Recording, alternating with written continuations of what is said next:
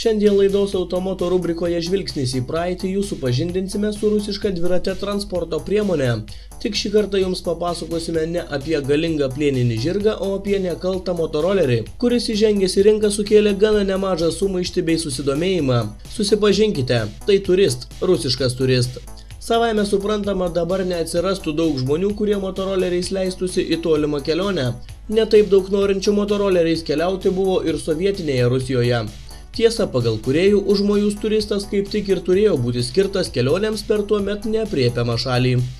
Motoroleris Turist gaminti buvo pradėtas 60-ųjų antrojoje pusėje Tulos mašinų gamykloje. Naujasis rusų kūrinys traukė pirkėjus akiai patrauklesnių dizainų. Kas Turiste iš karto krenta į akis, tai įdomus priekinio rato gaubtas bei dėtuvė daiktams. Taigi išvaizda žavėjo ne vieną. Vėliau gamintojai dar šiek tiek tobulino jo konstrukciją, tačiau dizainas liko autentiškas. Pasidomėti šiuo Turisto modeliu nuvykome į Biržus. Motociklus restauruojantis Dalius mums sutiko parodyti šį sovietų meno kūrinį. Jis nėra pats seniausias, bet radau aš į Rygoj turgui automobilių, pamačiau, jis čia labai nedaug buvo pravažiavęs ir šiaip patiko, toks retas modelis ir įsigijau. Kiek sumokėjote, nepaslaptis tada? Nu, žinokit, dabar sunku prisiminti, bet ar tik ne 200 latų. Tai būtų 1000 litų kažkur tai. Visi laidai buvo išvedžioti uždarose vairo ertmėse, todėl šis modelis buvo madingas ir dailus, be jokių laidų ar papildomų ir net kartais nereikalingų elementų. Prieš vairuotojo akis aiškiai išdėstyta centrinė konsolė. Variklio gaubtas atsidarydavo atgal ir tai ko puikiausiai leisdavo pasiekti variklio skyrių. Beje, Dalius mums parodė ir dar vieną, iki tol motociklams ir net motoroleriams nebūdingą dalyką – užvedimą mygtukų. Čia yra 200 kubinių centimetrų variklis, jis toks starterinis, o tarp kitko, kur tikriausiai tų visų tų metų senesnių retas toks dalykas, kad va sustartė labai gerai kūręs, galiu pademonstruoti. Prie raktelio vienas prilėtin raktelį ir jau.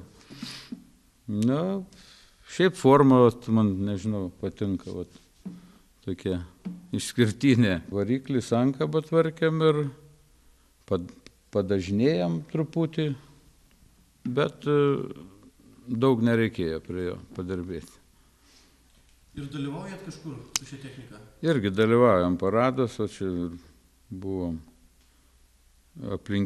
aplinkinės miestas ir Pasvalys, Kupiškis, Rokiškis, kur pakviečia važiuojam. Su šituo? Ar vežatės, ar būtent ant jo? Gal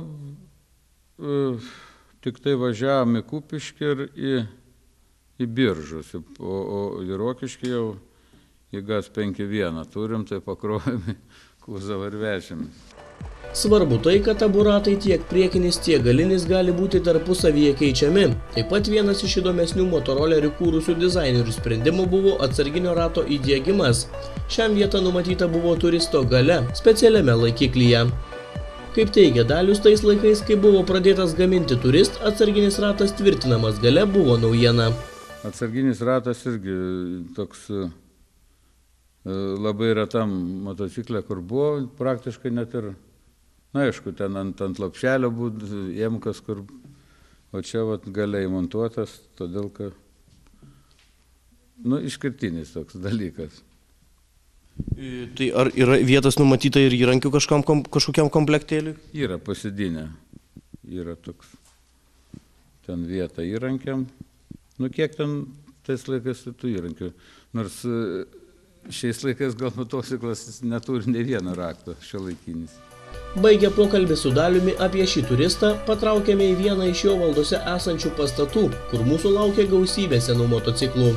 Dalius teigia čia laikantis bent kelias dešimtis motociklų, tiek rusiškų, tiek čekiškų, tiek vokiškų, tačiau visi jie čia tūno nejudinami ir laukdami restauracijos. Gal jau kokie 5 metai, gal ir anksčiau, prasidėjo nuo tėvo motocikliuką, pirmutinis. su kurio pats vaikystė praleido. Na, čia kas, daugiausiai kas.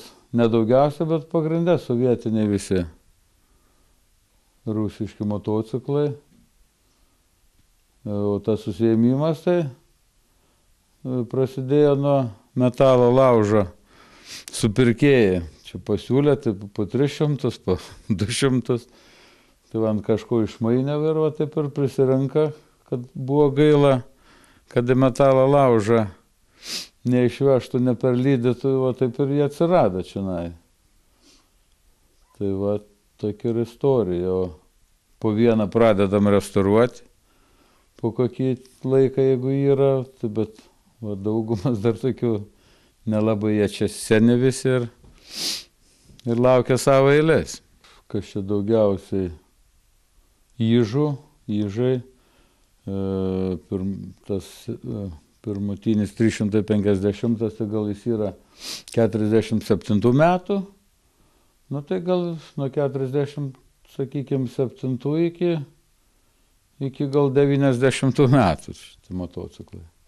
Išvydę šią nekuklę ir savo eilės restauracijai laukiančių motociklų kolekciją sudarėme su Daliumi dar pasimatyti ateityje. Tuomet, kai ši dabar dulkanti motociklų ir motorolerių kolekcija taps restauruotų transporto priemonių ekspozicija.